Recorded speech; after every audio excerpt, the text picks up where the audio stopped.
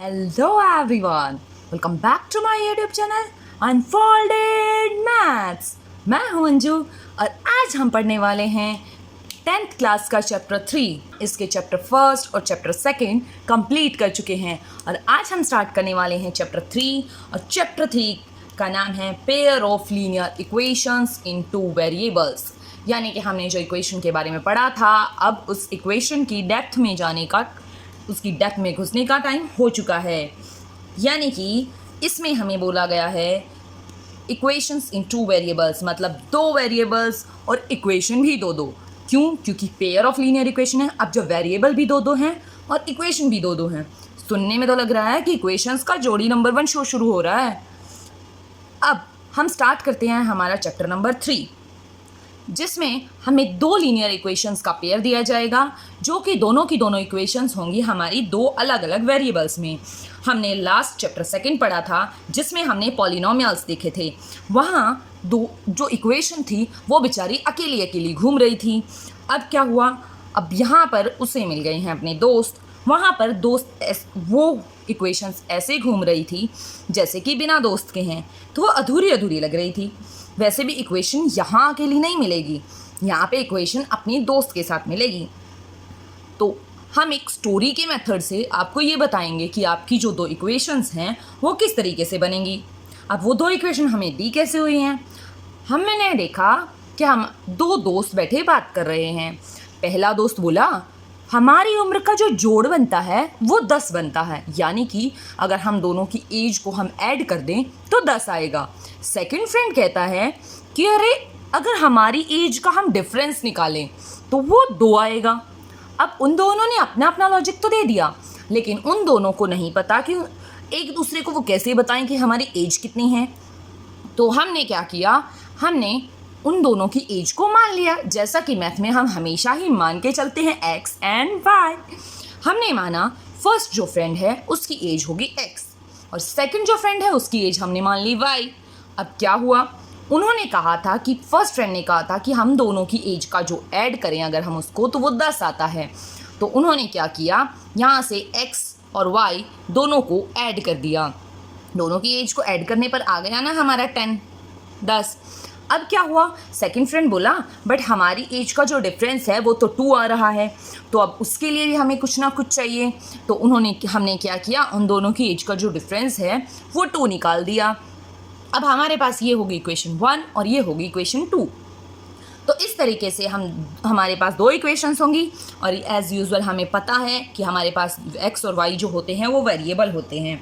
तो इसलिए यहाँ पे हमारी जो लीनियर इक्वेशंस की पेयर होगी वो 2 वेरिएबल्स में होगी। अब हमें पता है कि दोनों दोस्त सच बोल रहे हैं और इन इक्वेशंस से उनकी असली उम्र को हम निकाल सकते हैं। यानी कि ओवरऑल इस चैप्टर में हमारा क्या काम होगा, ऐसी ही पेयर ऑफ लीनियर इक्वेशंस को सॉल्व करना। इक्वेशन कोई बोरिंग चीज़ नहीं है, ये तो पजल है और पजल को सॉल्व करना किसे पसंद नहीं है। इस चैप्टर में हम क्या क्या चीज़ें सीखेंगे वो अब आगे मैं आपको एक्सप्लेन करूँगी। हम सबसे पहले इस चैप्टर में सीखेंगे ग्राफिकल मेथड। ग्राफिकल मेथड क्या होता है, मतलब किसी भी जो पेयर ऑफ इक्वेशन होगी उसको हम एक पिक्चर के थ्रू देखेंगे कि वो किस तरीके से शो होंगी, किस तरीके से हम दो लाइंस को रिप्रेजेंट कर सकते हैं। सेकेंड में हम पढ़ेंगे सब्स्टिट्यूशन मेथड। सब्स्टिट्यूशन मेथड वही बॉलीवुड वाला, मतलब मैं आ गया किसके लिए, पहले को सब्स्टिट्यूट करने, यानी कि पहले को बदलने के लिए मैं रेडी हूँ। थर्ड हम पढ़ेंगे एलिमिनेशन मेथड। एलिमिनेशन मेथड का मतलब है जहाँ इक्वेशंस की एक दूसरे से प्रॉपर डिशम होती है, फाइट होती है, यानी कि एक को हटाओ और दूसरे से जवाब निकाल के लाओ। तो इस तरीके से हम पढ़ेंगे ये तीनों मेथड्स हमारे इस थर्ड चैप्टर में। मैथ आखिर होता क्या है, मैथ का मतलब ही तो होता है थोड़ा सा मेथड और बहुत सारा मैजिक। तो इसलिए हम मैथ को इतने ही इंटरेस्टिंग वे में आगे बढ़ते हैं। तो बच्चों अब तैयार हो जाओ इक्वेशन की दुनिया में एक मज़ेदार सा सफ़र करने के लिए, क्योंकि इस चैप्टर में इक्वेशंस सिर्फ नंबर्स नहीं हैं बल्कि दोस्तों की कहानियाँ हैं, पजल्स का खेल है और दिमाग की जिम है। तो अब हम हमारे ग्राफिकल मेथड को आगे एक्सप्लेन करेंगे, क्योंकि सबसे पहले हमें ग्राफिकल मेथड की ही नीड होगी। ग्राफिकल मेथड जैसे कि हमने बताया था कि किसी भी इक्वेशन को लाइन के रूप में अगर हम ड्रॉ कर देते हैं, रिप्रेजेंट कर देते हैं, तो उसको हम बोलते हैं ग्राफिकल मेथड से पेयर ऑफ लीनियर इक्वेशन को शो करना या फिर रिप्रेजेंट करना। अब सवाल ये है, दो इक्वेशंस की लाइंस हैं, आपस में वो बिहेव कैसे करेंगी? क्या वो दोस्त बनेंगी या नहीं बनेंगी? और अगर दोस्त बनेंगी तो उनकी दोस्ती कैसी रहेगी? तो आइए देखते हैं। फर्स्ट हमारे पास होती है इंटरसेक्टिंग लाइंस। इंटरसेक्टिंग लाइंस को हम हिंदी में कहते हैं प्रतिच्छेदी रेखाएं। यानी कि जैसा कि नाम से आपको पता लग रहा है, इंटरसेक्टिंग का मतलब होता है जो कि किसी न किसी पॉइंट पर इंटरसेक्ट करती हैं। अब हमारे पास अगर ये ग्राफ हम देखें, यहाँ एक्स एक्सिस या वाई एक्सिस, अगर हमने इन दोनों लाइंस को ले लिया और ये इस एक पॉइंट के ऊपर इंटरसेक्ट कर रही हैं, तो हम इनको क्या बोलेंगे? इनको बोलेंगे हम इंटरसेक्टिंग लाइंस या तो फिर प्रतिच्छेदी रेखाएं। अब इसकी कुछ प्रॉपर्टीज़ होती हैं। प्रॉपर्टीज़ से मतलब है हमारा कि अगर हमें पता लग जाए कि दो लाइंस इंटरसेक्टिंग लाइंस हैं तो फिर वो बिहेव कैसे करेंगी। अब इंटरसेक्ट तो हो गई, अब क्या होगा? वो यूनिक सॉल्यूशन देंगी, यानी कि वो एक सिंगल सॉल्यूशन देंगी। और साथ ही साथ इन इक्वेशंस को हम नाम देंगे कंसिस्टेंट पेयर ऑफ इक्वेशंस, क्योंकि ये दो इक्वेशंस की पेयर है इसलिए इसको पेयर में कहा गया है। और कंसिस्टेंट कहा गया है क्योंकि एक सॉल्यूशन दे रही हैं, यूनिक सॉल्यूशन दे रही हैं। अब अगर हम पैरेलल लाइंस की बात करते हैं, पैरेलल लाइंस को हिंदी में कहा जाता है समानांतर रेखाएं। समानांतर रेखाएं वो रेखाएं होती हैं जैसे दो लाइंस जब एक दूसरे को कहीं भी टच ना करें तो उनको हम बोलते हैं पैरेलल लाइंस और समानांतर रेखाएं। अब जैसे कि आप ग्राफ में देख सकते हैं, हमारे पास ये एक्स एक्सिस है, ये वाई एक्सिस है। अब इसमें हमने दो लाइंस ड्रॉ की, दोनों लाइंस बिल्कुल रेल की पटरियों की तरह सीधी चलती ही जा रही हैं। ये कहीं भी एक दूसरे को कट नहीं करेंगी, कहीं भी एक दूसरे को इंटरसेक्ट नहीं करेंगी, इसलिए इनको बोला जाता है पैरेलल लाइंस या तो फिर समानांतर रेखाएं। अगर लाइंस पैरेलल निकल आई तो भाई ये कभी भी नहीं मिल सकती हैं। मतलब इसका मतलब है इक्वेशंस का कोई भी कॉमन सॉल्यूशन हो ही नहीं सकता। क्यों नहीं हो सकता? अब जब ये एक दूसरे से मिलेंगे तभी तो सॉल्यूशन निकलेगा। जब ये मिलेंगे ही नहीं तो मतलब इनका कोई सॉल्यूशन निकल ही नहीं सकता। अब इसकी प्रॉपर्टीज़ क्या होंगी जो हम यूज़ करेंगे हमारे क्वेश्चंस में? इसमें होंगी हैविंग नो इंटरसेक्शन पॉइंट, जैसा कि हमें पता है इनका कोई इंटरसेक्शन पॉइंट है ही नहीं। Next, having no solution. अब जब ये एक दूसरे से मिलेंगे ही नहीं तो सॉल्यूशन कहाँ से निकलेगा भला? नेक्स्ट है इनकंसिस्टेंट पेयर ऑफ इक्वेशन। ऐसी पेयर ऑफ इक्वेशन जो कोई भी सॉल्यूशन नहीं देती उनको हम बोलते हैं इनकंसिस्टेंट। नेक्स्ट हमारे पास है कोइंसिडेंट लाइंस, यानी कि संपाती रेखाएं। कोइंसिडेंट का मतलब होता है जब कोई दो लाइंस एक दूसरे के बिल्कुल ऊपर हों, इस तरीके से हों कि वो उन दोनों को अलग अलग देखना भी मुश्किल हो जाए, उनको हम कोइंसिडेंट लाइंस कहते हैं। जैसे यहाँ आप टू लाइंस को देख सकते हो, ये कुछ इस तरीके से हैं कि देखने पे ऐसे लगता है कि एक ही लाइन है, बट ये दो अलग अलग लाइंस होती हैं, तो इनको हम बोलते हैं संपाती रेखाएं। अब जैसे अगर कोई भी दो दोस्त, उनकी दोस्ती कुछ इस तरीके से हो जाए कि उनका पूरा का पूरा शेड्यूल सेम रहे, वो हर एक एक्टिविटी सेम करें, तो वो क्या होंगे? कोइंसिडेंट बोल सकते हैं उनको हम, क्योंकि वो सेम बिहेव कर रहे हैं। अब ऐसी लाइंस के लिए जो प्रॉपर्टीज़ होंगी वो कुछ इस तरीके से होंगी, having infinitely many intersection points. अब जब वो कम्प्लीटली एक दूसरे के जैसे हैं तो उनके पास नंबर ऑफ इंटरसेक्शन पॉइंट्स कितने होंगे? Infinitely many. अब नेक्स्ट, अब अगर उनके पास इंटरसेक्शन पॉइंट्स इनफाइनाइटली मैनी होंगे तो फिर सॉल्यूशन भी उनके पास इनफाइनाइटली मैनी ही होंगे। अब अगर कोई भी पेयर ऑफ इक्वेशन सॉल्यूशन दे रहा है, वो यूनिक सॉल्यूशन दे या एक से ज़्यादा सॉल्यूशन दे, उनको हम बोलेंगे कंसिस्टेंट पेयर ऑफ इक्वेशंस। यानी कि कंसिस्टेंसी का मतलब है सॉल्यूशन देना और इनकंसिस्टेंसी का मतलब होता है सॉल्यूशन ना देना।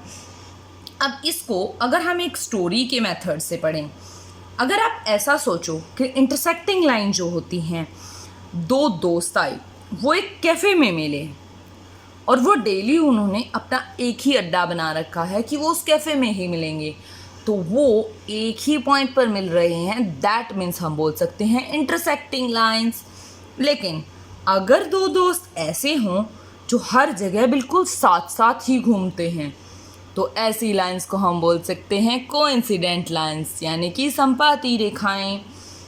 अगर बात आए पैरेलल लाइंस की, तो अगर हम उन दोस्तों को ऐसा शेड्यूल दे दें कि वो एक दूसरे से कभी भी मिल ही ना सकें, यानी कि वो मिलना चाहते हैं बट उनका शेड्यूल इतना स्ट्रिक्ट है कि वो एक दूसरे से मिलने का टाइम बचा ही नहीं पाते, तो इसका मतलब है वो एक दूसरे से मिलेंगे ही नहीं, और वहाँ जो लाइंस होंगी हमारी वो हो जाएंगी पैरेलल लाइंस, यानी कि कोई भी सॉल्यूशन उनका निकल ही नहीं पा रहा है।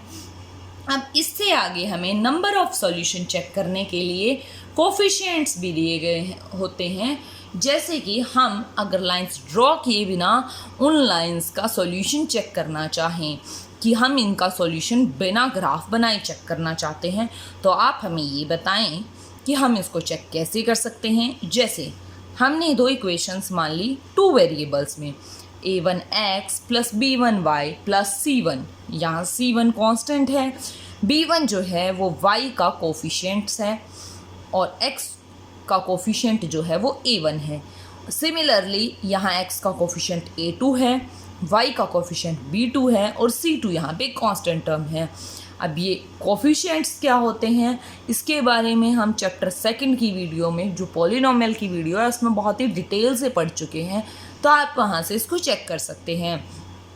अब हमारे पास जब ये दो इक्वेशंस आ गई, जैसा कि हम इस चैप्टर में पेयर ऑफ इक्वेशंस को ही लेके चल रहे हैं, तो हमने कुछ एक रूल्स पढ़े जिससे हमें पता लग जाएगा बिना ग्राफ बनाए कि क्या जिनके सॉल्यूशन यूनिक होंगे, क्या ये लाइंस इंटरसेक्टिंग होंगी, कोइंसिडेंट होंगी, पैरेलल होंगी। वो कैसे पता लगेगा?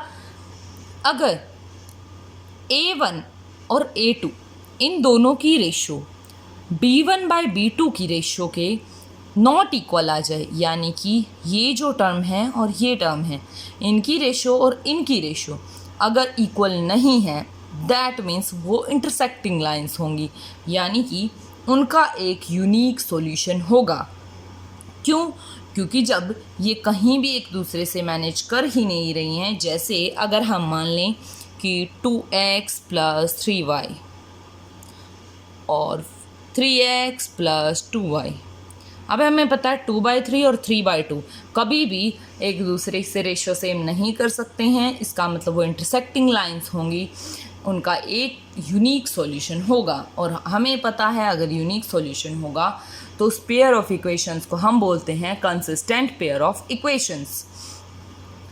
अगर हमारे पास इन तीनों ही जो दोनों हमें पेयर ऑफ इक्वेशन ये जो दी गई है, अगर इसमें दोनों ही इक्वेशंस में जो कोफिशिएंट्स हैं उनकी जो रेशो है टोटली सेम मिल जाए, तो उन लाइंस को हम बोलते हैं कोइंसिडेंट लाइंस। अब सेम क्यों नहीं होगी भाई? हमने देखा था कि अगर दो दोस्त हर एक काम सेम टाइम पे करते हैं, सेम मेथड से करते हैं, तो फिर उनके जो कोफिशिएंट्स वगैरह होंगे वो भी तो सेम ही होंगे, वो डिफरेंट कैसे हो सकते हैं? उनको हम बोलते हैं कोइंसिडेंट लाइंस, और उनके पास इनफाइनाइटली मैनी सॉल्यूशन होते हैं। अब जब वो एक दूसरे से मिलते रहेंगे तो हर एक प्रॉब्लम को वो एक साथ मिलकर सॉल्व कर सकते हैं। अगर बात करें हम कि अब हमें पता है अगर ये नॉट इक्वल हो गए तो इंटरसेक्टिंग लाइंस कोई एक सॉल्यूशन होगा, अगर ये बिल्कुल ही सेम हो गए तो इनफाइनाइटली मैनी सॉल्यूशन होंगे। लेकिन क्या होगा अगर सिर्फ ये दोनों तो सेम हो जाए बट ये सेम ना हो, c1/c2 ना इक्वल हो इन दोनों की रेशियो के, जबकि ये दोनों एक दूसरे के इक्वल हैं, तो हमारे पास जो लाइंस होंगी वो पैरेलल लाइंस होंगी, यानी कि कोई भी उनका सॉल्यूशन नहीं होगा।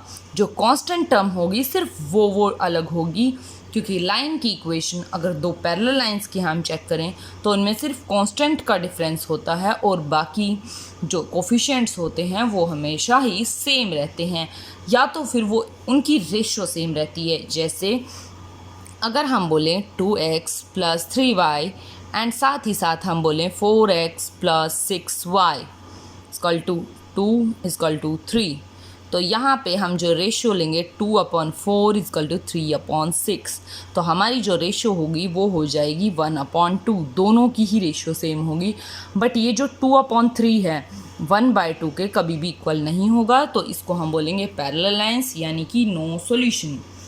अब हमारे पास इस चैप्टर में ज़्यादा कुछ नहीं, सिर्फ क्या है, लाइंस की दोस्ती करवानी है और उनके सॉल्यूशन की कहानी निकालनी है। तो बच्चों बस इतना ही याद रखना है आपको, इक्वेशंस की दोस्ती ग्राफ्स पर लाइन से ही तो दिखती है। लाइंस अगर मिलेंगी तो सॉल्यूशन मिलेगा, नहीं मिलेंगी तो सॉल्यूशन भी तो नहीं मिलेगा, क्योंकि अगर इंटरसेक्टिंग लाइंस होंगी, अगर वो इंटरसेक्ट करेंगी तो वन सॉल्यूशन, अगर वो पैरेलल लाइंस होंगी तो नो सॉल्यूशन, और अगर कोइंसिडेंट लाइंस होंगी तो हमारे पास होगा इनफाइनाइट नंबर ऑफ सॉल्यूशंस। तो ये थे हमारी आज की वीडियो, जिसमें हमने हमारे pair of linear equations in 2 variables उसके बारे में काफ़ी कुछ बेसिक्स पढ़े हैं और उनकी बेसिक नॉलेज कलेक्ट की है। नेक्स्ट वीडियो में हम हमारे 3.1 के एग्जाम्पल्स करेंगे और ट्राई करेंगे साथ ही साथ एक्सरसाइज 3.1 भी हम कंप्लीट कर सकें। तो नेक्स्ट वीडियो में हम शुरू करेंगे इक्वेशन की असली एंट्री। सो अपनी कॉपी रेडी रखना, और हाँ, इक्वेशन से दोस्ती करना बिल्कुल मत भूलना। तो अगर आपको मेरी वीडियो पसंद आई हो तो मेरी वीडियो को ज़्यादा से ज़्यादा लाइक करें, ज़्यादा से ज़्यादा शेयर करें, ताकि वो मैक्सिमम स्टूडेंट्स के पास पहुंच सके, ताकि आपके लिए मैं इस चैनल पर आपका 10th क्लास का कंप्लीट सिलेबस ही ना करवाऊं, उसके साथ ही साथ आपको कंप्लीट प्रैक्टिस दूं। CBSE और HBSE दोनों बोर्ड एग्ज़ाम्स के लिए आपको फुली प्रिपेयर किया जाएगा, और जो कंसेप्ट्स की वीडियो होती है वो सिर्फ़ और सिर्फ 10th के स्टूडेंट्स के लिए ही नहीं होती, क्योंकि इसके साथ ही साथ वो बहुत सारे कॉम्पिटिटिव एग्ज़ाम्स में भी आती है, टीचिंग एग्ज़ाम्स और नॉन टीचिंग एग्ज़ाम्स में भी बहुत ज़्यादा यूज़फुल होती है। सो आप मेरे चैनल को सब्सक्राइब ज़रूर करें, ताकि आप मेरी वीडियोस से कनेक्टेड रह सकें, और आपको अगर कोई भी डाउट आता है तो कमेंट सेक्शन में लिखना बिल्कुल ना भूलें। मैं आपको फॉर श्योर उसका रिप्लाई करूँगी और आपके डाउट्स को ज़रूर क्लियर करूँगी। और तो मिलते हैं हमारी नेक्स्ट वीडियो में, तब तक के लिए बाय बाय, टेक केयर।